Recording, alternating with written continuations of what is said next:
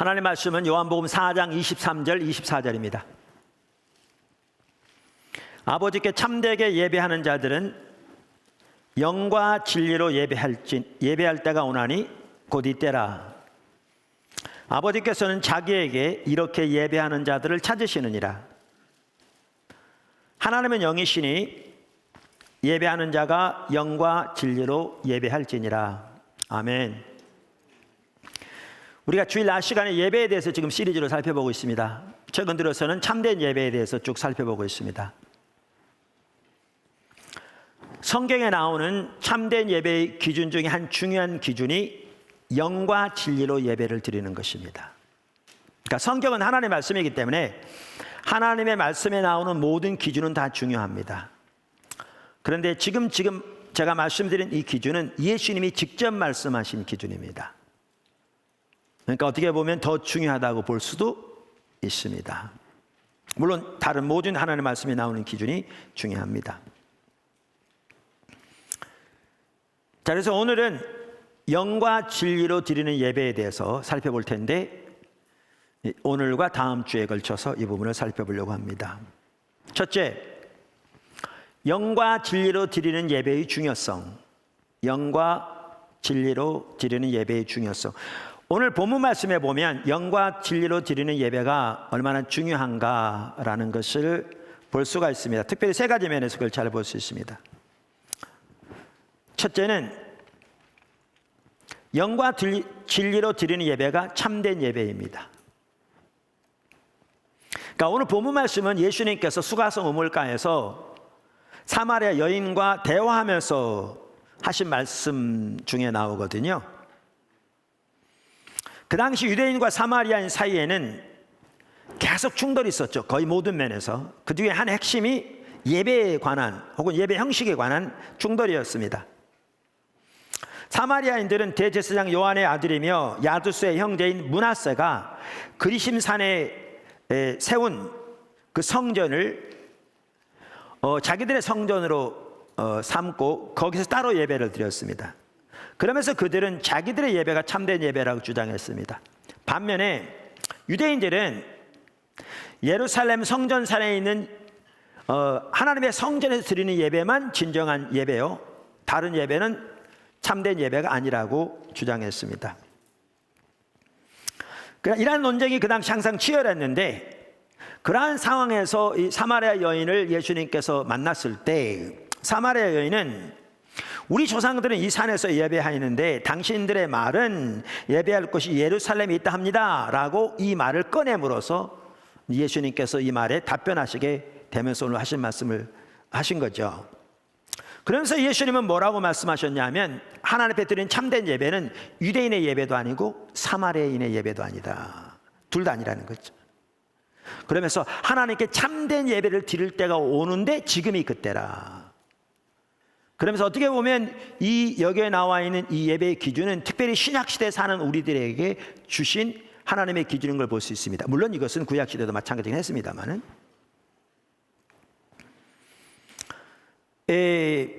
그러면서 예수님은 하나님께 드리는 참된 예배는 영과 진리로 드리는 예배다, 이렇게 말씀하셨죠. 그래서 우리는 이 구절에서 참된 예배가 어떤 예배인가, 그것은 영과 진리로 드리는 예배인 것을 볼 수 있습니다. 그러니까 이 말은 무슨 말이냐면, 참된 예배의 기준은 조상들로부터 내려오는 전통도 아니고 장소도 아니고 형식도 아니고 영과 진리로 드리는 것이다 라는 걸 볼 수 있습니다. 중요성 본문에 볼 수 있는 두 번째는 뭐냐 하면, 하나님은 이렇게 예배하는 자들을 찾으신다는 거죠. 우리가 이미 살펴보았듯이 하나님은 참된 예배자를 열망하십니다. 그러니까 참된 예배를 열망하십니다. 성경에 보면 우리가 이미 전에 살펴본 것처럼 하나님은 예배를 받기 위해 우리를 창조하셨습니다. 예배를 받기 위해 우리를 구원하셨습니다. 날마다 우리의 삶 속에서 함께 하시고 우리를 지키시고 인도하시고 보호하시는 그 모든 일 가운데 하나님은 예배를 받기를 열망하십니다. 그런데 하나님이 받기를, 참된 예배를 받기를 열망하시되, 하나님이 받으시는 참된 예배는 영과 진리로 드리는 예배입니다. 그래서 하나님은 영과 진리로 드리는 예배를 혹은 그렇게 예배하는 자들을 찾으십니다. 오늘 본문에 나옵니다. 그러니까 하나님의 눈이 온 땅을 두루 살피시되 영과 진리로 예배 드리는 자들을 찾으신다 그 말이죠. 그리고 영과 진리로 드리는 곳에 하나님의 눈이 머무신다 그 말입니다. 얼마나 놀라운 일입니까? 그러니까 우리는 오늘날 잘못 이해하고 있는데요. 우리 교회는 10,000명이 넘어서 개척계 삐리삐리에 그걸 예배라고 생각하냐, 이런 사람 적지 않아요. 그래도 좀 교회가 교회 나오려면 10,000명은 넘어야지. 그래서 나는 오늘 어느 교회 갔다 와서 그러면 마치 그곳에 하나님이 계실 것처럼, 그리고 하나님은 그 예배를 기뻐하실 것처럼. 그런데 하나님의 눈은 거기에 머물지 않아요. 하나님의 눈은 온 땅을 찾아 살피시는데 몇 명 있느냐를 보지 아니하시고, 사람들이 얼마나 부자인가를 보지 아니하시고, 얼마나 많이 배웠는가를 보지 않으시고, 영과 진리로 예배하는 자들을 찾으신다고요. 그리고 그것이 교회가 5명이 모인 것이건 200명이 모인 것이건 아니면 더 많은 수가 모인 것이건 그것에 관계없이 영과 진리로 예배 드리는 자들이 있는 곳에 하나님의 눈이 머무신다고요. 포도나무 교회가 그런 예배를 드리는 것이 되기를 간절히 소원합니다. 사실 그래서 우리가 이 시리즈를 다시 살펴보게 된 거죠. 더 그렇게 되기를 간절히 열망합니다. 자, 그러므로 우리는 반드시, 이 세 번째인데 중요성, 반드시 영과 진리로 예배해야 합니다. 영과 진리로 드리는 예배가 하나님께 찾으신 참된 예배이기 때문에 우리는 반드시 그렇게 예배해야 합니다. 다시 말하면 영과 진리로 예배하는 것은 그렇게 해도 되고 그렇게 하지 않아도 상관없는 선택사항이 아닙니다. 또한 그것은 그렇게 하면 더 좋은 하나의 옵션도 아닙니다. 그것은 우리가 반드시 그렇게 해야 할 하나님의 강한 명령입니다. 하나님의 강한 명령입니다. 그러니까 우리말 성경에 예배할지니라 그랬잖아요. 24절에 보면 영과 진리로 예배할지니라. 그러니까 우리말에 찐이라라고 번역된 이 단어가 헬라어에는 데이라는 단어예요. 이 말은 강력한 명령이에요. 그래서 영어 성경을 여러분이 보시면 대부분 뭐라고 번역했냐면 must라는 단어로 번역했어요. 반드시 그렇게 해야 한다 그 말이죠. 그래서 우리는 반드시 영과 진리로 하나님을 예배해야 합니다. 이것이 하나님의 강력한 명령입니다. 이것을 보면 영과 진리로 하나님을 예배하는 것이 얼마나 중요한가라는 걸 볼 수 있습니다. 아멘. 두 번째, 영과 진리로 예배하는 것이 아닌 것. 영과 진리로 하나님을 예배하는 것이 아닌 것. 그러니까 영과 진리로 하나님을 예배하는 것이 참된 예배인데, 그럼 그것이 뭘 의미하느냐 그걸 살펴보기 전에 잠깐 영과 진리로 예배하는 것이 아닌 것을 살펴보기 원합니다. 아니, 참된 것이 아니면 다 아닌 건데, 그래서 그 종류는 수없이 많은데 그걸 어떻게 다 살펴보려고 그러느냐, 그럴 수 있는데 다 살펴보려고 그런 게 아니고요. 오늘날 우리 가운데 너무너무 팽배한 이 영과 진리로 드리는 예배에 대한 잘못된 이해 몇 가지만 좀 살펴보려고 하는 거죠. 잘못된 이해 몇 가지만 살펴보려고 하는 겁니다. 자, 작은 첫 번째, 영과 진리로 드리는 예배는 정성이 넘치는 예배를 말하는 것이 아닙니다. 영과 진리로 드리는 예배는 정성이 넘치는 예배를 말하는 것이 아닙니다.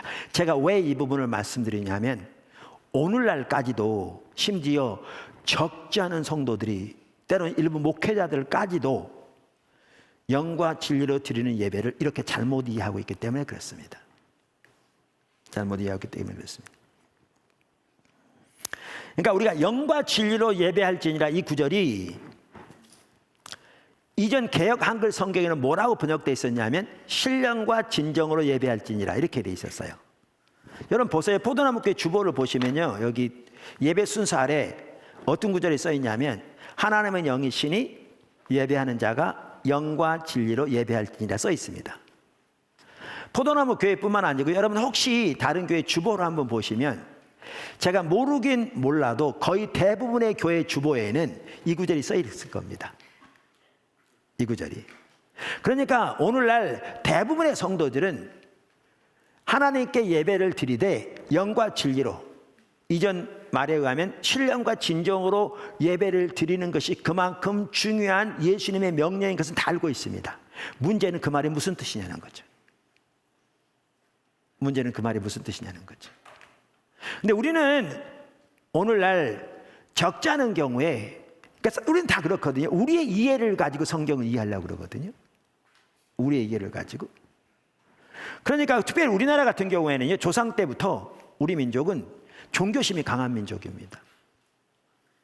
종교심이 강한 민족입니다. 한편은 저는 좋은 거라고 생각합니다. 그래서 우리나라 속담에 지성이면 감천이다라는 말이 있습니다. 물론 요즘 젊은 세대는 바뀌어가고 있습니다. 서구의 영향을 받아서, 혹은 서구 교육의 영향을 받아서. 그래서 우리 조상들은 냉수를 떠놓고 전혀 알지 못하는 신에게 빌면서도 새벽부터 추운 겨울에도 찬물로 목욕하고 정성을 다해서 빌면 그 소원이 이루어질 것이라고 믿었습니다. 또 우리나라는 사회적으로 유교적인 영향력이 강합니다. 그래서 한 예를 들면 오늘날 조상들에게 드리는 제사를 생각해 보십시오. 얼마나 많은 정성을 쏟는지. 사실 그 제사에서 가장 중요한 핵심은 정성입니다. 정성입니다. 이러한 배경과 전통적인 이해를 가지고 있는 우리나라의 경우 많은 성도들이 아까 말한 대로 이전 성경에서는 신령과 진정으로라는 말을 이렇게 돼 있었는데 이 구절을 읽자마자 특별히 또한 거기에다가 종교에 대한 전통적인 이해, 일반적인 이해에 기초해서 그걸 어떻게 이해했냐면 정성을 쏟아서 하나님께 예배하는 것이 하나님 앞에 참된 예배라고 이렇게 생각한 거죠. 오늘날도 그렇게 많이 이해합니다. 그래서 하나님께 올바른 예배를 드리려면 단정한 옷을 입고 나와서 정말 정성을 다해서 예배를 드리고 설교 시간만 하더라도 정말 말씀을 기울이는 등 정성을 다 쏟아야 그 예배가 참다운 예배가 된다고 생각하는 것이죠. 그리고 그렇게 생각하는 사람들은 그렇지 못한 예배를 이제 잘못된 예배라고 생각하는 거죠. 그래서 누가 예배 시간 늦게 와가지고 쓰레빠 질 끌고 와서 예배 시간 내내 껌이나 찌시 씻고 있다가 축도하기 전에 나가면 그거는 신령과 진정으로 드린 예배가 아니라고 생각하는 거죠. 내 얘기는 그게 올바른 예배라는 말은 아닌데 제 말은 영과 진리로 드리는 예배를 그렇게 이해하기 때문에 그런 이해가 나온다는 거죠. 그런데 성경이 말하는 영과 진리로 드리는 예배는 그런 예배를 말하는 게 아닙니다. 그러니까 정성을 다하는 예배를 말하는 게 아닙니다. 우리가 앞에서도 살펴보았듯이 예레미야 시대랑 이사야 시대 그들의 예배는 정말 정성이 뛰어난 예배였습니다. 여러분 예수님께서 유대인의 예배도 아니고 그랬는데 유대인들이 그 당시 예루살렘 성전에서 드리던 예배는 정말 정성이 뛰어난 예배였습니다. 그런데 예수님은 그것도 아니라고 말하면서 영과 진리로 예배할지니라 이렇게 말씀하시니까 영과 진리로 드리는 예배가 단순히 종교적인 정성이 뛰어난 예배를 의미하는 것이 전혀 아님을 볼 수 있습니다. 그러니까 이 말은 하나님께 우리가 예배를 드리되 마음을 모아서 드려야 하고 또 예배를 위한 준비가 중요하지 않다 그 얘기는 아닙니다. 그리고 종교적인 정성 자체가 잘못됐단 말도 아닙니다.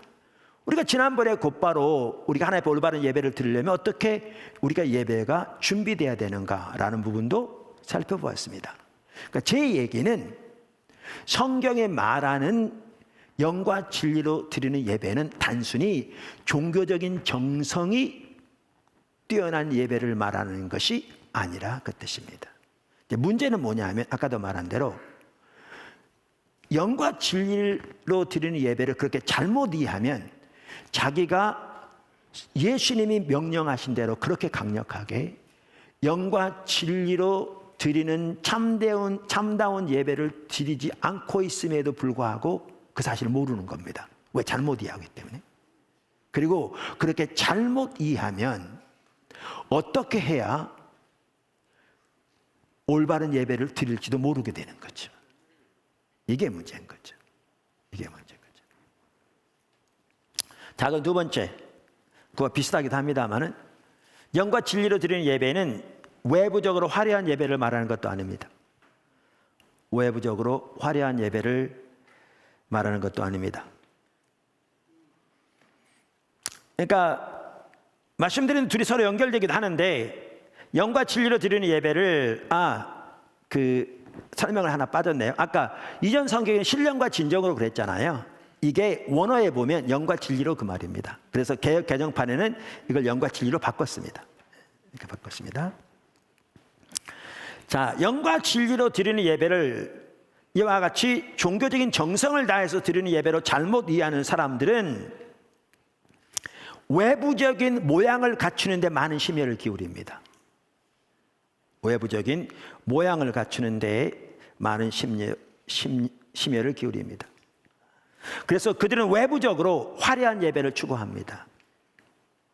그래서 의복만 하더라도 가장 좋은 의복을 갖추어 입고 예배에 나오는 것을 중요하게 여기고 그렇지 못한 것을 영과 진리로 드리지 못한 예배라고 생각합니다. 뿐만 아니라 그러한 사람들은 건물이나 외부적인 장식에 많은 중점을 둡니다. 그리고 예배 형식이나 순서에 중점을 두기도 합니다.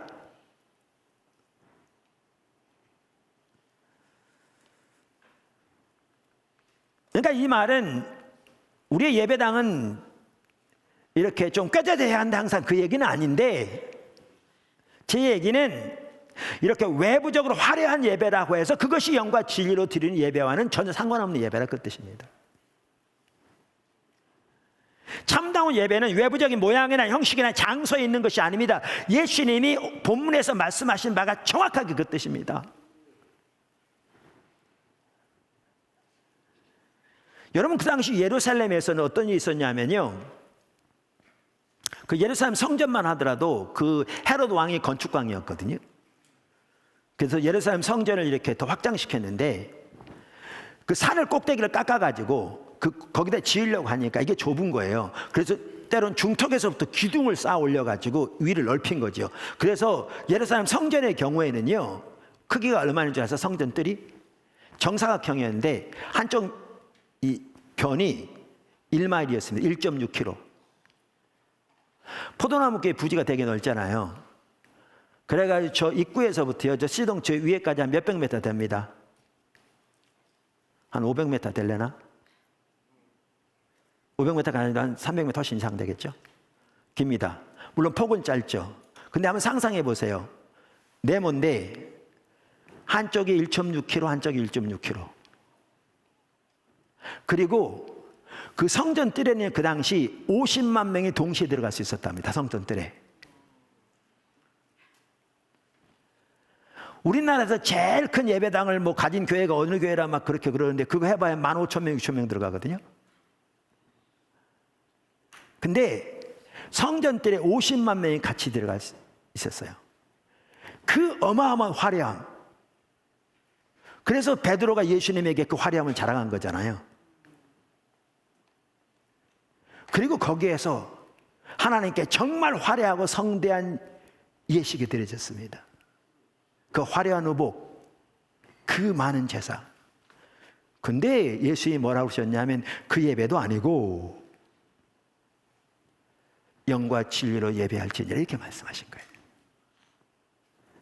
그러니까 성경에 말하는 영과 진리로 드리는 예배는 이와 같이 외부적으로 화려한 예배를 말하는 것이 아닌 것을 볼 수 있습니다.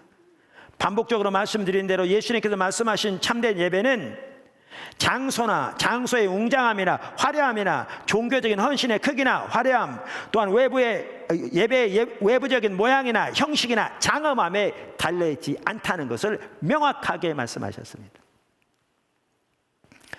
그런데 안타깝게도 심지어 신약시대에 사는 오늘날에까지 적지 않은 성도들이, 심지어 목회자들까지도 하나님께 대한 예배를, 그 초점을 지금 제가 아니라고 말한 것에 두는 거죠. 예수님은 그게 아니라고 했는데, 그게 본질이 아니라고 했는데, 그게 핵심이 아니라고 했는데, 그게 아니고 영과 진리로 하나님을 참되게 예배해야 할 거라고 했는데, 근데 문제는 영과 진리로 드리는 예배를 신령과 진정으로 이렇게 말하면서 그것을 오늘날 너무나 많은 사람들이 가지고 있는 종교적인 이해와 혹은 문화적인 배경에 기초하다 보니까 예수님이 아니라고 하는 것이, 그것이 영과 진리로 드리는 예배인 것처럼 이렇게 생각하고 있는 사람들이 오늘날 절대 적지 않아서 이것이 너무나 심각한 사실이라 그 말이죠. 자, 세 번째, 진리로 드리는 예배. 그러면 성경에 말하는 영과 진리로 드리는 예배가 뭔가라는 거죠. 그래서 오늘은 진리로 드리는 예배를 살펴볼 거고요, 다음 주에는 영으로 드리는 예배를 살펴볼 겁니다. 한 시간에 다 못 살펴보니까요.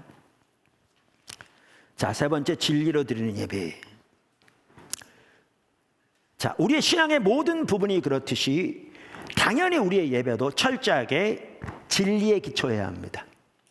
아멘. 자, 여러분의 예배는 뭐에 기초하고 있습니까? 1. 전통. 2. 관습. 3. 사람들의 의견. 4. 당시의 팽배한 신앙관. 5. 큰 교회들의 예배 형태. 6. 진리인 성경. 답이 뭘까요? 진리인 성경이겠죠. 그러면 여러분의 예배는 진정으로 진리인 성경에 기초하고 있습니까? 우리는 우리의 예배가 철저하게 진리인 성경에 기초한 예배가 되기를 추구해야 합니다. 할렐루야. 아까 제가 언급한 그 모든 것들이 아무것도 답이 아닙니다. 다시 읽어볼까요? 전통, 관습, 사람들의 의견, 당시의 팽배한 신앙관, 큰 교회들의 예배 형태, 그 어느 것도 기준이 되지 못합니다. 우리의 기준은 예배에 있어서도 진리인 하나님의 말씀입니다. 성경.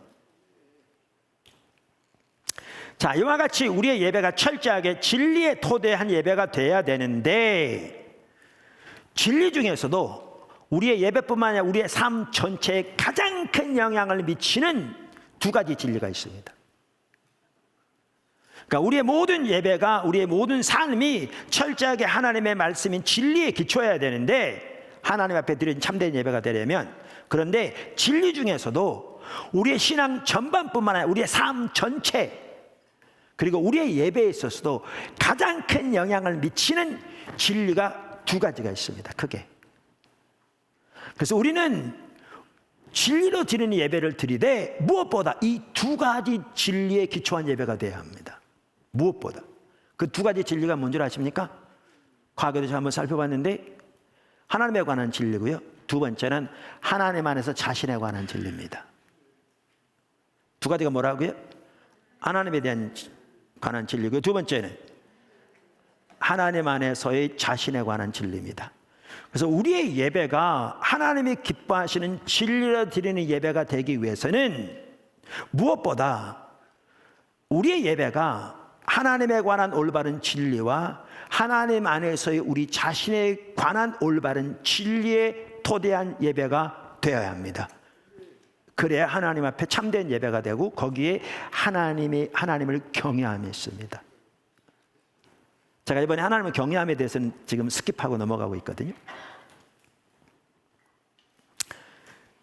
자, 그래서 진리에 기초한 예배가 돼야 되는데, 작은 첫 번째, 만든 신에 대한 예배. 그러니까 가장 중요한 첫 번째가 하나님에 관한 올바른 진리에 토대한 예배가 돼야 되는데, 이것이 잘못 안 되면 이제 뭐가 되느냐 하면 만든 신에 대한 예배가 되는 거예요. 우리가 만든 신에 대한 예배.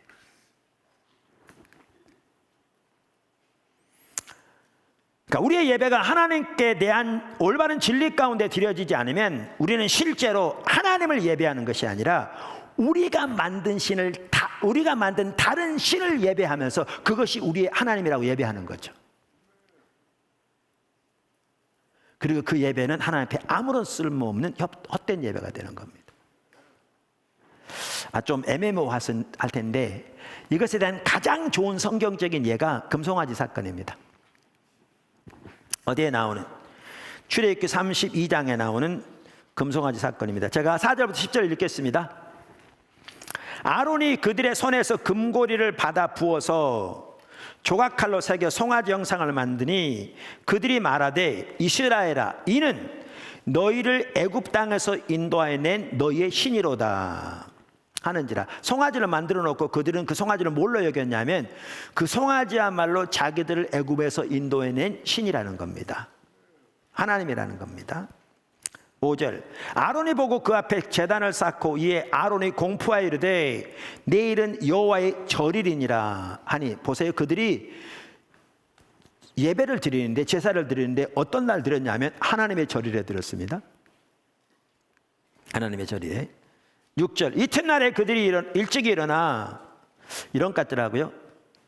우리의 신앙이 타락하면요 하나님을 예배한 데는 게으르고 나태하면서 우상 숭배하는 데는 그렇게 빨라요. 새벽부터 일어나. 여러분 어떠십니까? 그러면서 우상 숭배하는 데는 정말 빠르다면 그것이 돈이든지 세상의 명예든지 지위든지 심각한 거죠. 이들이요 새벽부터 일찍 일어났습니다.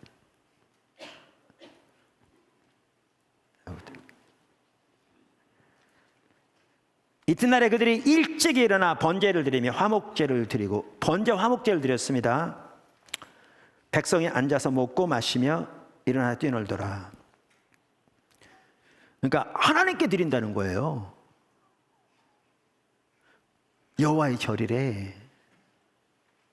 그리고 번제와 화목제를 드렸어요.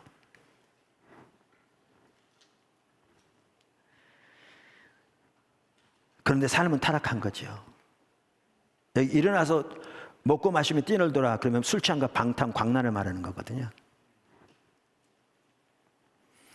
여호와께서 모세에게 이르시되 너는 내려가라 내가 애굽 땅에서 인도하여는 네 백성이 부패하였도다.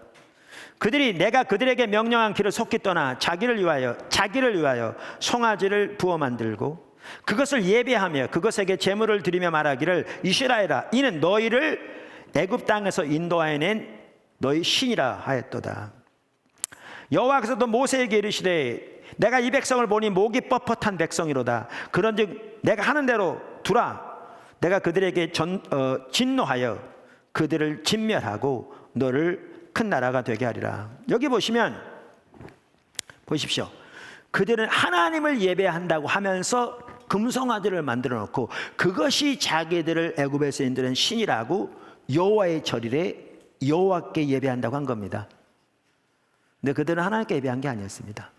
그들이 만든 신에게 예배했습니다. 그 예배는 철저하게 타락했고 우리가 첫 시간에 살펴본 것처럼 우리의 신앙과 삶과 예배는 분리되지 않습니다. 그들의 신앙이 타락하니까 그들의 예배가 타락하고 그들의 삶이 타락했습니다. 그리고 하나님이 진노하셨습니다.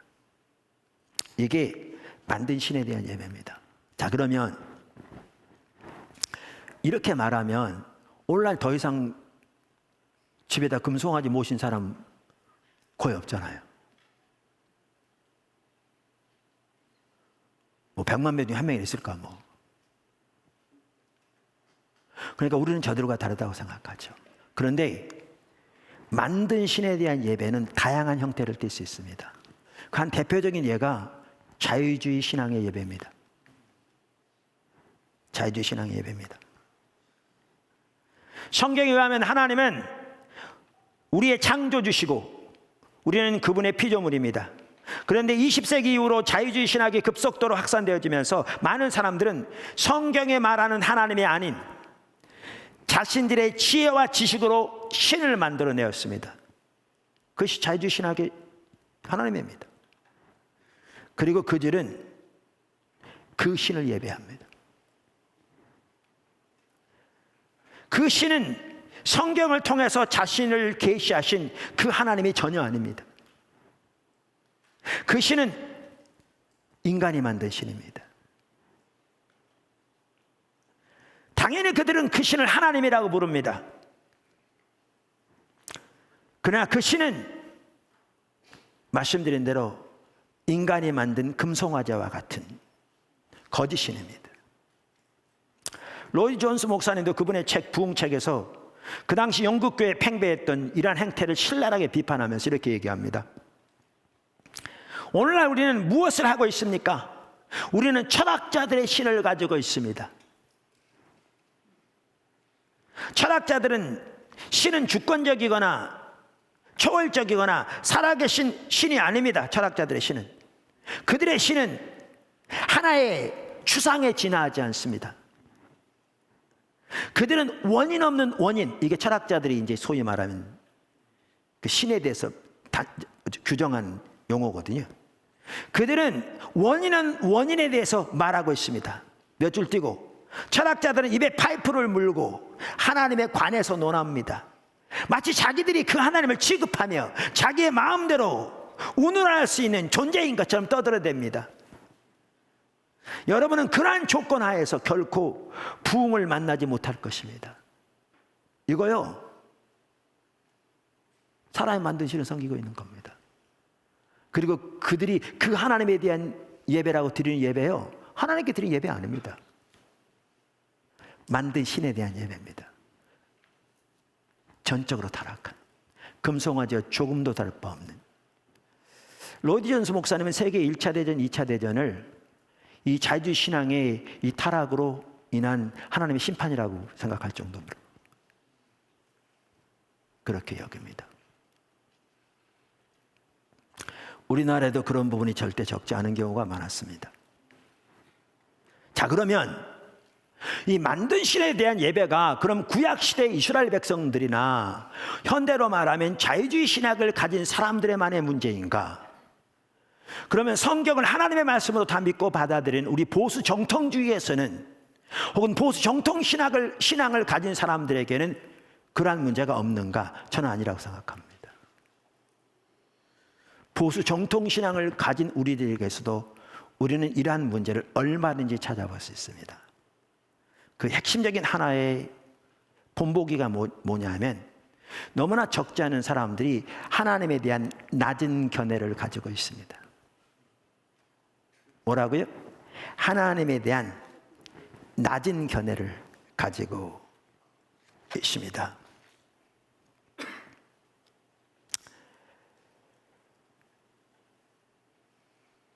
그러니까 오늘날 많은 사람들은 하나님을 자기 할아버지보다는 좀 더 높은 분으로 생각합니다. 그러니까 저도 이제 할아버지가 되었고요. 이제 손주가 6이나 되었습니다. 와, 그렇죠? 네. 자, 그런데 우리 이제 손자, 손녀, 손주들은 할아버지 이제 좀 크면 할아버지 재롱을 피우잖아요. 할아버지는 또 손주들이 좋아서 이렇게 사족을 못 쓰는, 우리 교회 성도 한 분이 그랬다고 그러잖아요. 아들을 위해서 죽는다는 것은 이해가 안 됐는데 손주를 위해서 죽는다는 말이 이해가 되더라고, 그렇게 얘기했다고 그러잖아요. 물론 그분 일부 예배 때 오시다 가셨는데. 그러면 이제 손주들이 할아버지 재롱을 부립니다. 특별히 자기들의 필요가 있을 때, 다 그런 건 아니지만 많은 경우에. 할아버지 돈 줘. 그럼 돈 받으면 이제 자기 가서 놀고 할 일 하죠. 어떨 땐 할아버지 놀리기도 합니다. 그러다가 또 필요가 있으면 이제 할아버지 앞에 재롱 부리며 나옵니다. 그리고 적당한 게 돈 줘. 그러면 할아버지가 또 돈 주면 이제 자기 가서 이제 자기 원하는 거, 필요한 거 이제 사 먹고 놉니다. 오늘날 적지 않은 성도들이 하나님을 그러한 할아버지보다 좀 나은 분으로 생각합니다. 하나님에 대한 매우 낮은 견해죠. 그리고 손주가 하듯이 그렇게 하는 것을 신앙생활이라고 생각합니다. 그러한 이해를 가지고 복음주의, 정통주의 신앙을 가졌다고 성경을 하나님의 말씀으로 다 믿을진 모르지만 그렇게 나와서 하나님을 예배할 때 그 사람들은 성경이 말하는 하나님을 예배하는 것이 아닙니다. 자기가 가지고 있는 하나님에 대한 개념을 예배하고 있는 겁니다. 만든 신에 대한 예배입니다. 똑같이.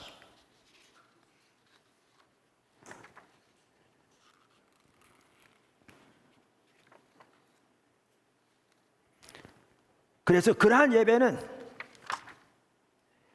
성경에 말하는 하나님을 올바로 알고 예배하기보다는 하나님을 우리가 이해하는 바대로 이해하고 우리가 이해하는 그 하나님을 예배하는 것입니다. 즉 우리가 생각해낸 하나님을 예배하는 것입니다. 여러분 기억하십시오. 그것이 금송아지 예배건 그것이 자유주의 신학의 예배건 그것이 복음주의 정통주의 내에서도 하나님에 대한 낮은 견해를 가지고 하는 예배건 만든 신에 대한 예배에는 하나님의 생명이 있을 수 없습니다. 하나님의 살아계신 역사가 나타날 수 없습니다. 반복해서 다시 말합니다. 성경에 의하면 우리의 올바른 신앙과 올바른 이해와 올바른 삶은 분리되지 않습니다. 그래서 만든 신에 대한 예배는 타락한 예배이고 당연히 그 신앙은 타락해 있을 것이고 그래서 그 삶은 철저하게 타락했을 겁니다. 그래서 그러한 예배 가운데 하나님의 거룩함, 삶의 변화, 하나님의 살아있는 실제적인 역사인 하나님의 생명이 넘치는 일은 없을 것입니다. 그러한 하나님의 생명은 참다운 예배에만 있습니다. 참다운 예배에만 있습니다.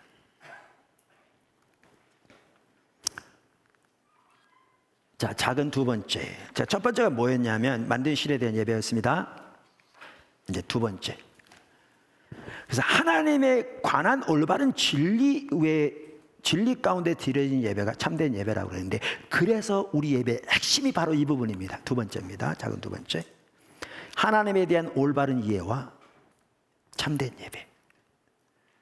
그러니까 우리의 예배가 참된 예배가 되려면 하나님에 대한 올바른 이해가 있어야 합니다. 근데 여기 중요한 게 있습니다. 중요한 게 있습니다. 하나님에 대한 올바른 이해라고 그럴 때 단순히 성경적인 혹은 지식적인 이해를 말하는 것이 아니라 제가 다트라고 여러 번 말씀드렸잖아요. 하나님의 말씀의 토대에서 하나님과의 관계에서 성령의 조명으로 성경에 말하는 그 참 하나님의 영광을 봄으로 그분의 성품과 의도를 친밀하게 아는 하나님을 아는 참된 지식이 있어야 하나님을 올바로 예배할 수 있다는 것입니다. 그래서 우리의 예배에 있어서도 하나님을 아는 만큼 하나님을 예배할 수 있습니다. 그래서 하나님에 대한 올바른 인식과 참된 예배는 둘이 절대로 분리되지 않습니다. 그것이 있어야 우리의 예배가 진리에 기초한 참된 예배가 될 수 있습니다. 할렐루야. 이에 대한 좋은 예를 제가 몇 가지 성경적인 예를 쭉 살펴보겠습니다. 요한복음 20장 24절에서 28절입니다. 거기에 이제 도마의 얘기가 나옵니다. 예수님 부활하신 후에 제가 성경 읽어보겠습니다. 12제자 중에 하나로서 디두모라 불리는 도마는 예수께서 오셨을 때에 함께 있지 아니한지라. 그러니까 예수님 부활하신 후에 40일 동안에 여러 차례에 걸쳐서 여러 사람들에게 나타나시되 믿는 사람들에게만 나타나셨거든요. 근데 제자들이 모이는 자리에 나타나게 하셨습니다. 근데 그때 누가 없었냐면 도마가 없었습니다. 그래서 제자들이 이제 그 다른 제자들이 도마에게 그런 거죠. 예수님 부활하셨다. 우리에게 다시 살아나셨다. 우리에게 나타나셨다. 25절. 다른 제자들이 그에게 이르되 우리가 주를 보았노라 하니 도마가 이르되 내가 그의 손에 못자국을 보며 내 손가락을 그 못자국에 넣으며 내 손을 그 옆구리에 넣어보지 않고는 믿지 않겠노라 하니라. 그러니까 도마가 상당히 이렇게 지적인 사람이에요. 이렇게 합리적인, 이성적인 그런 거죠. 말 같은 소리를 해라. 어떻게 죽은 사람이 살아나냐? 그 말도 안 소리 하지 마라. 그러니까 주변에서 우리가 다 보았다니까. 그분이 오셨다니까. 그러니까 나는 그분의 그 못자국에 그 구멍을 보고 거기다 내 손가락을 넣어보고 그분의 옆구리에 창자국에 내 주먹을 넣어보기 전까지 안 믿겠다. 그런 거예요. 자, 26절. 여드레가 지나서 제자들이 다시 집안에 있을 때 도마도 함께 있고 문들이 닫혔는데 예수께서 오사 가운데 서서 이르시되 너희에게 평강이 있을지어다. 예수님이 오신 거예요. 근데 어떻게 오셨냐면 문이 다 닫혀있는데 그냥 오신 거예요. 예수님은 육신을 가지고 부활하셨거든요. 근데 부활의 몸이에요. 그 부활의 몸은 문이 닫혀있는데 그냥 오셨어요. 근데 만질 수 있었고요. 근데 같이 먹기도 하셨어요. 이해가 안 되시죠? 우리가 부활할 텐데 그렇게 부활의 몸으로 부활해요. 지금 육신이 아니고요.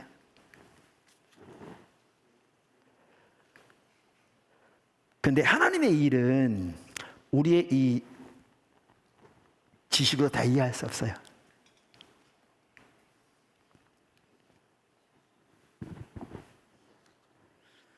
성경은 여러 과학적인 근거나 토대를 볼 때, 역사를 볼 때에도 믿을 만한 하나님의 말씀인 걸 확실히 알게. 그리고 여러분 어떤 이렇게 좋은 책이라든가 윤리적인 책, 종교적인 책들은 교훈이지만요. 성경은 하나님의 말씀이라 그대로 살면 그대로 오늘날도 효과가 나타나요.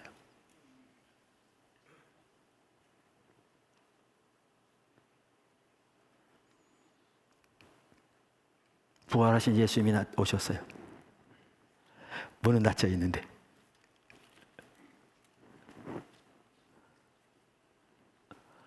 오셔서 여기 보세요.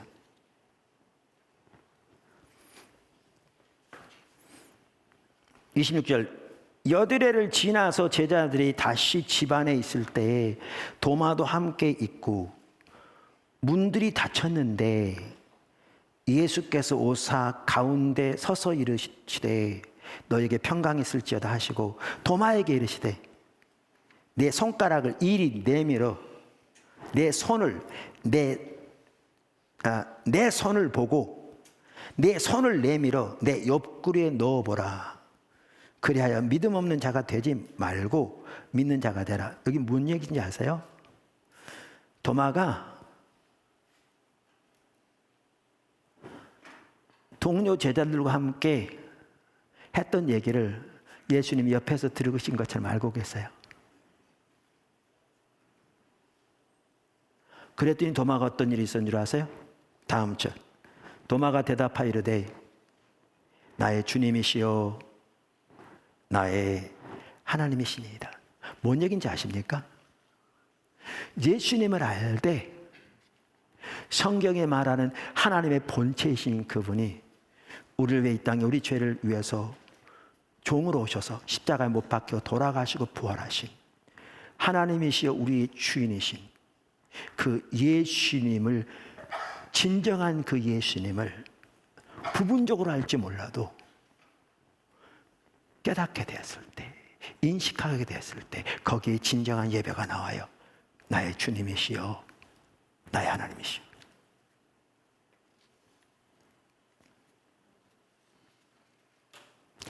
참다운 예배는 하나님에 대한 진정한 진리에 토대한 예배인데 단순히 하나님에 관한 교리적인 지식을 말하는 게 아니라 살아계신 하나님을, 우리가 여러 차례 하나님을 아는 지식은 지적, 영적, 도덕적, 경험적 요소를 가지고 있다고 말한 것처럼 하나님 말씀의 토대에서 성령의 조명으로 그 하나님의 영광, 그 하나님의 신실하심과 자비하심과 그 하나님의 위대하신 통치와 능력과 그 지혜 등등을 알게 될 때 거기에 진정한 하나님에 대한 예배가 있습니다.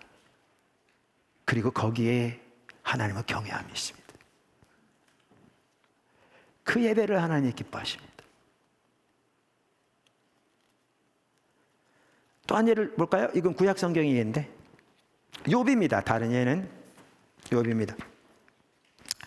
욥기서 42장입니다. 욥기서 마지막 장인데요. 자, 1절부터 읽겠습니다. 6절까지. 욥이 여호와께 대답하여 이르되 주께서는 못하실 일이 없사오니 무슨 계획이든지 못 이루실 것이 없는 줄 아오니. 여러분도 하나님께서는 못하실 일이 없고 무슨 계획이든지 못 이루실 것이 없는 것을 아십니까? 아멘. 답변을 하자니 이게 좀 그렇고, 그렇죠. 우리는 너무나 많은 경우에 안다고 생각하는데, 여기 지금 욥이 안다고 표현한 것은 단순한 지적인 지식을 말하는 게 아닙니다. 이따 보시면 알지만, 그러면서 이렇게 말합니다. 무지한 말로 이치를 가리는 자가 누구니까? 나는 깨닫지도 못한 일을 말하였고 스스로 알 수도 없고 헤아리기도 어려운 일을 말하였나이다. 내가 말하겠사오니 주는 들으시고 내가 주께 묻겠사오니 주여 내게 알게 하옵소서. 내가 주께 대하여 귀로 듣기만 하였사오나 이제는 눈으로 주를 배옵나이다. 그러므로 내가 스스로 거두어드리고 티끌과 같이 객강돼서 회개하나이다. 여러분, 이 구절을 이해하려면 욥기서를 이제 전체를 이해하는 게 중요합니다. 여러분 잘 아시다시피 욥에 대해서 욥기서 1장에 보면요, 1장 1절과 8절에 보면 뭐라고 되어 있냐면 온전하고 정직하여 하나님을 경외하며 악에서 떠난 자라고 되어 있어요. 그러니까 욥은 신앙이 아주 뛰어난 사람입니다. 지금 이렇게 표현된 것처럼. 뿐만 아니라 하나님이 그의 삶의 모든 영역에서 복을 주셔서 욥은 거부였습니다. 거기다가 자녀들도 여러 명의 아주 귀한 자녀들이 많았고요. 자, 생각해 보세요. 오늘날로 말하면 100억대 부자에 정말 자녀들도 믿음 안에 잘 자라고 부러울 게 없는 삶을 사는 사람인데 신앙도 좋고 경건하고 의로운 삶을 사는 사람이었습니다. 그런데 사탄이 여기에 개입하죠. 하나님 보좌 앞에 서서 이제 사탄이 하나님께 그런 겁니다. 하나님이 잘해주니까 저러잖아요. 아마 욥이 어려움이 닥치면 금방 하나님 저주하고 욕할 거려. 그랬더니 하나님이 사탄에게 욥을 시험하도록 허락합니다. 그런데 목숨은 빼앗지 못하게 해요. 그래서 어떤 일이 있었냐면 여러분 욥기서를 보면요, 그 모든 재산이 순식간에 날아가 버립니다. 적들이 쳐들어와서 다 뺏어가 버려요. 한번 생각해 보세요. 100억대 재산인데 하루아침에 한 푼 없이 다 없어졌다. 상상이나 되시겠습니까? 우리가 몇백만 원만 잃어버려도 그냥 막 속이 쓰레가 잠이 안 오는데 몇천 원 잃으면 더 그렇고 몇 억을 잃으면 더 그렇고. 그런데 부자가 자기 모든 재산을 단 하루아침에 다 없어졌으니 얼마나 심각한 일이었습니까? 근데 거기서 끝나는 게 아니고요. 그 소식을 듣기가 무섭게 몇 분도 되지 않아서 다른 그 종이 와서 아뢰는데 자녀들이 한꺼번에 몰살당했다는 거예요. 사고가 났어요. 가까운 데에 계신 목사님 한 분이 이렇게 큰 아이를 교통사고로 잃었는데 그분이 그 당시 그러더라고요. 얼마나 눈물이 계속 나오는지, 그러니까 몸의 수분이 다 눈물로 빠져나가야 그칠 것 같은 그런 상황이었다고. 근데 그 모든 재산이 한꺼번에 날아갈 뿐만 아니라 자녀 8명이가 되죠. 한꺼번에 목숨을 잃었어요. 거기다가 온몸이, 그러니까 쉽게 말하면 고름이 생긴 겁니다. 이렇게 기왓장 같은 걸 긁어내는, 가려워서 견딜 수가 없는. 그랬더니 아내까지도 저주하며 떠나가 버렸습니다. 이게 이제 욥이 당한 일입니다. 그 상황을 상상도 못 하시겠죠. 상상이 안 됩니다. 저도 감히. 그런데 여기 더 어려운 게 뭐냐 하면 그 세 친구가 나옵니다. 사실 어떻게 보면 이 세 친구는 신학자들이에요. 그래서 계속 욥에게 고소하는 겁니다. 위로하기는커녕 뭘 고소하냐면 자기 신학적인 지식을 가지고 고소하는 겁니다. 무슨 얘기냐면 자기 신학적인 지식에 의하면 이런 일이 닥친 건 네가 분명히 숨은 죄가 있어서 그렇다는 거죠. 숨은 죄를 고백해라, 회개해라, 그 말인 거죠. 그러니까 욥은 뭐라고 그러냐면, 나는 이런 일을 하나님 앞에 받을 만한 어떤 죄를 지은 것도 아니라는 거죠. 자기가 의로운 건 아닐지 몰라도. 그래서 계속 반박합니다. 하나님 때는 원망하면서, 불평하면서, 자기는 이런 죄를 받을 만한, 이런 심판을 받을 만한 숨겨진 죄를 지은 것이 아니라는 것을 계속 반박하는 게 욥기서 전체입니다. 세 명이 계속 지적하고 계속 고소하고, 욥은 그게 아니라고 반박하는 게, 그게 욥기서 전체입니다. 어떤 사람들은 욥이 하나님께 불평하지 않았다고 그러는데 성경 보세요. 불평 가득합니다. 근데 취지가 그렇습니다. 그게 41장까지 옵니다. 그리고 오늘 42장이 나옵니다. 42장에서 어떤 일이 있었는 줄 아십니까? 여기 핵심적인 구절이 나옵니다. 여기 42장에. 몇 절이냐면 아까 읽었는데 5절입니다. 핵심적인 구절이. 내가 죽게 대하여 귀로 듣기만 하였사오나 이제는 눈으로 배옵나이다. 그가 여태까지 하나님을 알았던 게 이론적인 지식이었다면 이제는 육신의 눈으로 보았다는 것이 아니라 영의 눈으로 하나님을 보았다는 거죠. 하나님을 알게 된 거죠. 그분의 주권적인 통치와 그분의 선한, 구체적인 내용은 안 나와 있지만 그분의 신실하심과 선하심, 그분의 자비를 깨닫게 된 거죠. 다시 말하면 하나님을 알게 된 것입니다. 그랬더니 그 한 말이 뭔지 아십니까? 그동안 자기가 옳다고, 자기가 정당하다고, 자기는 이런 일을 받을 만한 어떠한 잘못도 죄도 범하지 않았다고 변호했던 그 모든 말들에 대해서 그가 뭐라고 말하는지 보십니까? 여기 아까 3절에 3절에 무지한 말로 이치를 가리는 자가 누굽니까? 깨닫지도 못한 일을 말하였고 스스로 알 수도 없고 헤아리기도 어려운 일을 말하였나이다. 그러니까 내가 한 말이 무슨 말인지도 모른 채 짓거렸습니다, 주님. 그러면서 6절에 보면 내가 그 모든 것을 스스로 거둬들이고 티끌과 재 가운데서 회개합니다. 이게 예배입니다.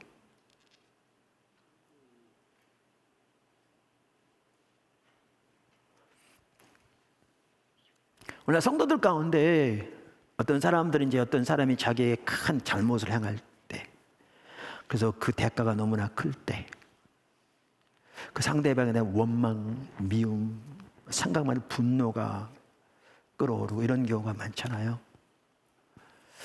주님이 우리를 용서하신 같이 용서하라고 해도 머리로는 받아들일지 모르면 전혀 받아들이지가 않는, 누가 용서하라고 권면하면 당신은 내 입장을 몰라서 그렇지 당신 한번 그 입장을 당해봐라, 그럼 그게 용서가 되느냐고 자기의 정당성을 주장하는. 근데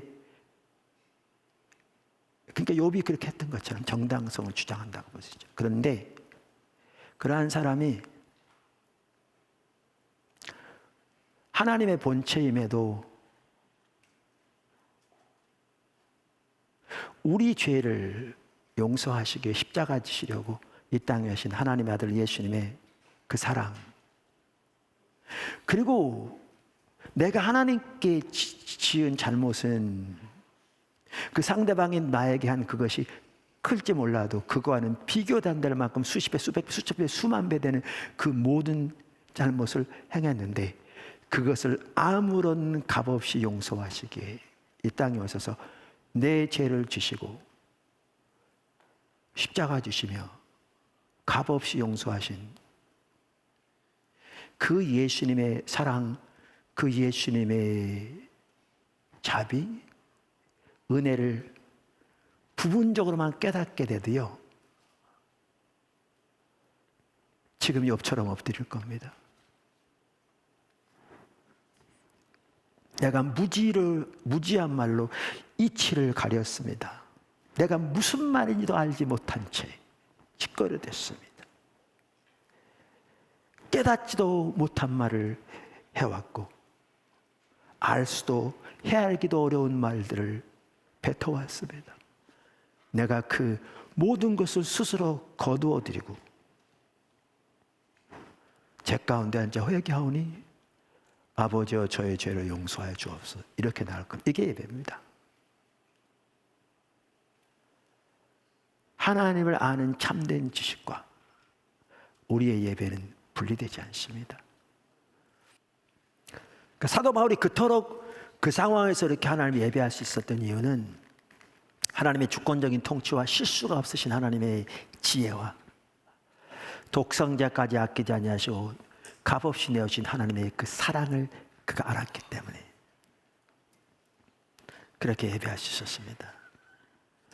그렇게 하나님의 예배할 때 하나님이 얼마나 그 예배를 기뻐하셨는지 견뎌할 수 없었던 것 같습니다. 그래서 아주 옥문을 흔들어 버리셨고요. 욥 같은 경우에도 이게 하나님과 관계에서 전환점이었어요. 이렇게 하나님을 예배하고 선 욥, 성경음식 그때부터 회복되기 시작했습니다. 그의 몸이 치유될 뿐만 아니라 하나님 다시 다른 아내를 주시고 자녀들을 주시고 다시 모든 것을 회복시켜 주셨습니다. 이와 같이 하나님에 대한 참된 진리를 아는 것, 이 안다는 말은 단순히 지적으로 아는 걸 말하는 게 아닙니다. 하나님을 올바로 인식하는 것, 그것과 우리의 예배는 분리되지 않습니다. 그 다음에 작은 세 번째, 하나님 안에서 자기를 아는 지식. 그러니까 제가 뭐라고 말씀드렸냐면 우리의 모든 신앙에서 뿐만 아니라 우리의 예배에 있어서도 철저하게 그것이 진리에 기초해야 되는데 우리에게 가장 중요한 두 가지 진리가 있다. 하나는 하나님을 아는 지식이고 두 번째는 하나님 안에서 자신을 아는 지식이다 라고 말씀드렸습니다. 그래서 우리가 우리의 모든 삶의 영역에서 뿐만 아니라 우리 신앙의 모든 삶의 영역에서 우리의 모든 신앙의 영역에서 뿐만 아니라 우리의 예배에 있어서도 아주 중요한 한 가지가 뭐냐 하면 하나님 안에서 자신을 아는 참된 지식입니다. 이게 우리의 예배가 참된 예배가 되기 위한 핵심적인 또 하나의 중요한 요소입니다. 아멘. 이것을 가장 잘 볼 수 있는 예가 다윗의 예입니다. 저는 그렇게 생각합니다. 그 중에 하나가 다윗의 예입니다. 우선 여러분 다윗이 어떠한 사람인가를 압니다. 다윗은요 하나님이 친히 증거하시기를 하나님의 마음에 합한 자라고 그러셨습니다. 그래서 사도행전 13장 22절 하반절에 보면 하나님이 이렇게 말씀하셨죠. 내가 이새의 아들 다윗을 만나니 내 마음에 맞는 사람이라 내 뜻을 다 이루리라 하시더라. 그런데 그 다윗은 누구보다 하나님을 예배하는 자였습니다. 성경에 보시면 그의 삶을 보십시오. 특별히 그의 시편들을 보십시오. 그가 얼마나 하나님을 예배하는 자였는가를. 여러분도 다윗처럼 하나님을 예배하는 자가 되시기를 예수님 축복합니다. 실제로 다윗도 자신에 대해서 그렇게 말해요. 시편 사무엘하 23장 1절부터 5절에 보시면 다윗의 마지막 말이라고 써 있는데 다윗이 자기 일생을 돌아보면서 하나님 앞에 한 말입니다. 이걸로 보면 다윗의 생애 가운데 함께 하신 하나님의 은혜가 얼마나 큰지, 그리고 얼마나 다윗이 하나님을 예배하는 자였는지, 그리고 아까 사도행전에서 그 13장 22절에서 하나님께서 그렇게 말씀하셨는데 그 말이 무슨 뜻인지를 볼 수 있는, 그리고 우리의 삶 속에도 동일한 일이 일어나기를 간절히 열망하는 정말 소중한 구절입니다. 이렇게 말합니다. 사무엘하 23장 1절부터 5절. 이는 다윗의 마지막 말이라 이새의 아들 다윗이 말하며 높이 세워진 자, 야곱의 하나님으로부터 기름 부음 받은 자, 이스라엘의 노래 잘하는 자가 말하노라. 보십시오. 그를 찬양하는 자로 말합니다. 그는 하나님 예배하는 자였습니다. 여호와 영이 나를 통하여 말씀하시며 그의 말씀이 내 혀에 있도다. 이스라엘 하나님의 말씀하시며 이스라엘의 반석이 내게 이르시기를 사람을 공의로 다스리는 자, 하나님을 경외함으로 다스리는 자요. 전 이런 것 같더라고요. 그래서 전 이런 참 기도합니다. 하나님이 기름 부어 세우십니다. 여러분 참 먼저 다윗은요 저와 같은 사람이 아닙니다. 여러분 같은 사람입니다. 뭔 말이냐면 이 중세 이후로 이렇게 그러니까 제사장과 소위 평신도 priest and laity 이걸 이렇게 구분해 가지고 이 캐톨릭적인 영향이 개신교에 넘어와서 그래서 오늘날 소위 말하는 목회자와 평신도 이런 구분이 있잖아요. 있으면서 오늘날 성도들의 삶 속에 하나님과 가깝고 하나님부터 귀한 부를 받았고 또한 하나님의 일을 하는 사람들은 목회자들이고 그저 소위 평신도들은 세상에서 세속적인 일을 하면서 돈 벌어서 그저 하나님 앞에 이렇게 헌금하면 그게 평신도들의 역할인 것처럼 이런 인식이 적지 않게 팽배해요. 매우 잘못된 인식이에요. 근데 무슨 말이냐면 다윗이요 저 같은 사람이 아니에요. 뭔 얘기냐면 저처럼 그러니까 전임 종교인이 아니었다고요. 여러분 같은 사람이었어요. 다윗은 목동이었고요, 군인이었고요, 정치가였고요, 나중에 왕이었어요. 근데 다윗이 이렇게 하나님과 동행했어요.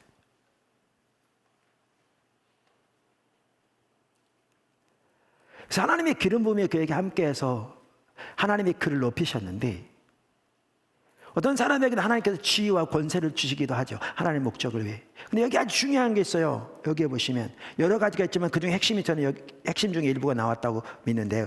그는 다스릴 때 그 영향력을 행사할 때 공의를 했고요. 하나님을 경외함을 했어요. 그랬더니 그를 통한 하나님의 의가 얼마나 놀라웠는가, 얼마나 귀했는가. 그 다음 절에 얘기하고 있어요.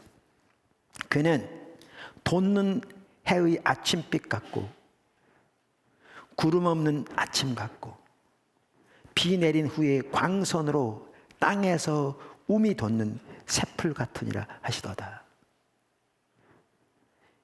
내 집이 하나님 앞에 이같지 아니하냐. 하나님이 나와 더불어 영원한 언약을 세우사 만사에 구비하고 견고하게 하셨으니 나의 모든 구원과 나의 모든 소원을 어찌 이루지 아니하시랴. 엄청난 내용이죠.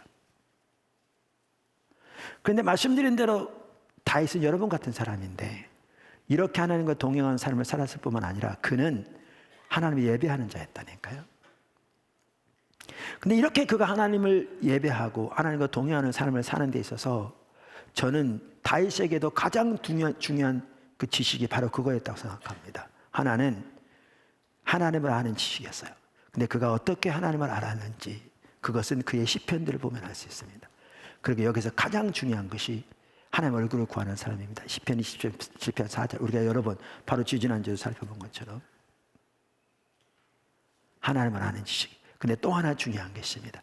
다윗은 하나님 안에서 자신을 아는 올바른 지식이 있었습니다. 이게 저는 예배에 있어서도 그의 삶에 있어서도 핵심이었다고 생각합니다.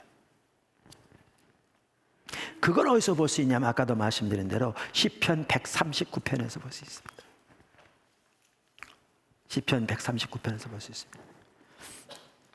제가 일부 예배 때는 이 부분을 좀 자세히 또 못 살펴봤어요. 시간이 좀 촉박해서. 지금은 그래도 시간이 좀 충분한 것 같아요. 자, 5절부터 한번 보시죠. 무슨 말인지. 주께서 나의 앞뒤를 둘러싸시고 내게 안수하셨나이다. 지금 여기에 이 지식은요, 조금 이따 보겠지만 단순한 성경을 토대한 이론적인 지식이 아니에요. 아까 늘 다하트 그랬잖아요. 이 구절에서 다하트라는 용어가 나와요. 다하트는 철저하게 진리에 기초하되 경험적으로 하는 것을 말해요. 하나님과 관계에서. 그러니까 참된 철저하게 하나님을 지적으로 할 뿐만 영적으로 하는 걸 말하는 거죠. 자, 그러면서 이렇게 말해요. 영어 성경에 보면 과거 NIV 성경에 이렇게 돼 있어요. You hem me in. 나를 이렇게 딱 둘러싸셨다는 거죠. Behind and before. 앞뒤로. 그리고 you have laid your hand upon me. 손을 내 위에 덮으셨다는 거죠. 그러니까 놓으시고 하나님의 손으로 앞뒤를 둘러싸서 품으실 뿐만 아니라 손으로 덮으셨다. 주 안에 이렇게 품으셨다 그 말이죠. 그러면서 이 6절을 보십시오. 이 지식이, 말한 대로 이 지식이라는 단어가 히브리어로 다트예요. 지금 이것을 그가, 하나님이 그와 그렇게 함께하고 계신 것을 깨닫고 있는 겁니다. 깨닫고 있는 겁니다. 아까 욥이 고백했던 그 지식도 아까 말한 대로 단순한 이론적인 지식이 아닙니다. 지금 그 구절에 보시면 여기 지금 이 다윗의 고백도 단순한 이론적인 지식이 아닙니다. 여기 이 단어 자체가 그걸 볼 수 있습니다. 이 지식이 너무 귀해서, 그래서 NIV such knowledge is too wonderful for me. 내게 너무 귀하고 높아서 내가 능히 미치지 못하리이다. 내가 감히 그 모든 것들을 다 깨닫지 못하겠다 그 말이에요. 이 말은 too lofty for me to attain. 그러면서 이렇게 말합니다. 7절. 이렇게 하나님이 함께하고 계신 걸 알기 때문에 그가 하는 고백을 보십시오. 내가 주의 영을 떠나 어디로 가며 주의 앞에서 어디로 피하리까? 여기 주의 앞에서 그 말인데요. 이 앞에서란 말은 주의 임재를 말합니다. 그래서 NIV 성경에 Where can I flee from your presence? 이렇게 돼 있어요. 그러니까 여기에 보면요, 성령님의 임재와 하나님의 임재가 같이 가는 겁니다. 결국 성령님이 하나님의 임재를 우리 가운데 이루시는 분입니다. 여기서 보면 같이 쓰인 걸 썼어요. 동격으로. 내가 주의 영을 떠나 어디로 가며 주의 앞에서 어디로 피하리까? 내가 하늘에 올라갈지라도 거기 계시며 수올 음부에 내 자리를 펼지라도 거기 계시니이다. 내가 새벽 날개를 치며 바다 끝에 가서 거주할지라도, 그 당시 인식이, 성경 그 당시 인식을 토대로 하나님의 계시가 주어진 거잖아요. 그 당시 인식이 바다 끝에 이렇게 떨어진 낭떠러지라고 이런 이해 가운데 거기 갈지라도 거기서도 주의 손이 나를 인도하시며 주의 오른손이 나를 붙드신다. 이거 보실래요? 코로나 시대 사는 여러분, 코로나 때문에 두려워서 예배도 못 나오신 여러분, 하늘에 갈 때뿐만 아니라 바다 끝에 가서 거주할지라도, 심지어 음부의 자리를 펼지라도 주님이 그 가운데 함께 하시며 거기에서 인도하실 것을 그분의 오른손이 붙으시고 알았어요. 왜 알았느냐 하면 그의 마음이 열려 주님이 그를 그렇게 보호하고 그와 동행하고 계신 것을 그가 알았기 때문에. 근데 여기서 끝나지 않아요. 끝나지 않아요. 그 다음 절을 보십시오. 내가 혹시 말하기를 흑암이 반드시 나를 덮고 나를 두른 빛은 밤이 되려 할지라도, 그러니까 상황이 어려워서 때로는 그에게 오른손에 천천히 왼손이 만만히 때로는 그를 애워싸 그를 대적할 때도 있었잖아요. 그렇게 표현할 만큼. 그럴지라도 주에게는 흑암이 숨기지 못하며 밤과 낮이 같이 비추리니 주에게는 흑암과 빛이 같음이니이다. 내가 보기에 흑암이지 하나님께 어떻게 이게 흑암이 될 수 있으며, 우리의 흑암도 하나님의 빛과 다를 바 없어 그 가운데서 하나님이 보호하실 거라고 말했지. 주께서 주의 오른손으로 나를 붙드시고 나를 인도하시리이다. 그러면서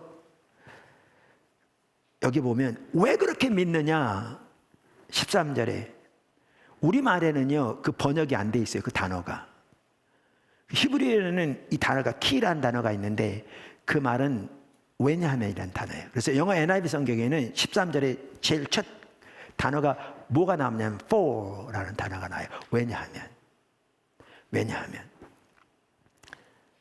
주께서 내 내장을 지으시며 모태에서 나를 만드셨나이다.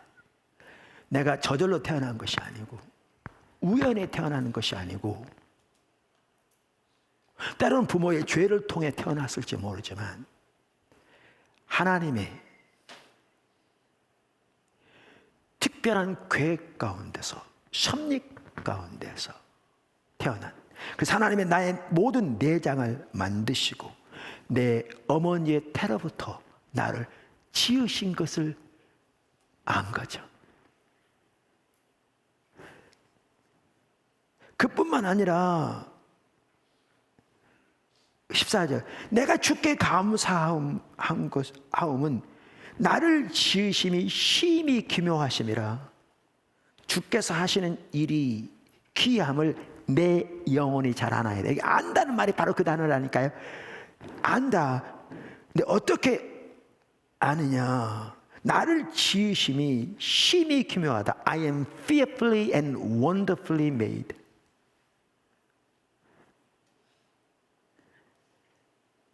그리고 주님의 그 지으심이 참으로 기이하고 놀랍습니다. 그 말이죠. 그러면 17절을 보십시오. 하나님의 주의 생각이, 이 말은 나를 향한 하나님의 생각, 나를 향한 하나님의 계획 또 포함하는 걸 볼 수 있어요. 내게 어찌 그리 보배스러운지요, 그 수가 어찌 그리 많은지요. 내가 세려고 할지라도 그 수가 바다의 모래보다 많도소이다.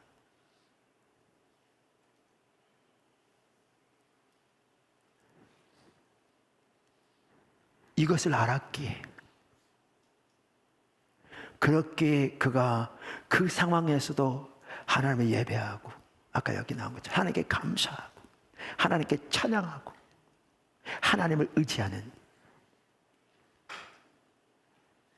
그러면서 말하기를 내가 깰 때에도 여전히 주와 함께 있나이다, 이렇게 표현하고 있죠. 보십시오. 다윗은 그토록 하나님의 마음이 아파다고 한 사람이었습니다. 그는 그리고 예배하는 자였습니다. 그리고 하나님이 정말 그를 높이 세우셨습니다. 그런데 그를 높이 세우셨을 때에도 그는 공의로 주어진 영향력을 행사했고 하나님을 경외함으로 영향력을 행사했습니다. 그래서 그의 의는 비가 내린 후에 그 맑은 날씨 같았고, 그리고 비가 내린 후에 솟아나는 그 파릇한 전혀 오염되지 않은 새싹과 같았습니다. 그리고 그를 통한 하나님의 의가 온 땅을 덮었습니다. 근데 그가 그토록, 그리고 하나님이 마음이 아픈 자라고 하시면서 하나님의 뜻을 마음껏 이루시는, 근데 그는 여러분과 같은 사람들이었습니다.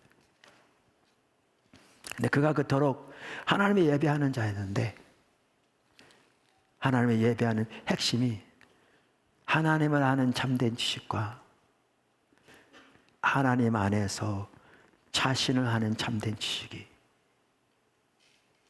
그의 삶을 그토록 바꿨고, 그토록 하나님을 예배하게 했고, 그토록 그 어둠 흑암이라고 볼 수밖에 없는 상황에서도 하나님을 의지하는 가운데 하나님의 그 놀라운 승리를 주실 뿐만 아니라 그 일을 이루신 그 삶을 살았던 사람입니다.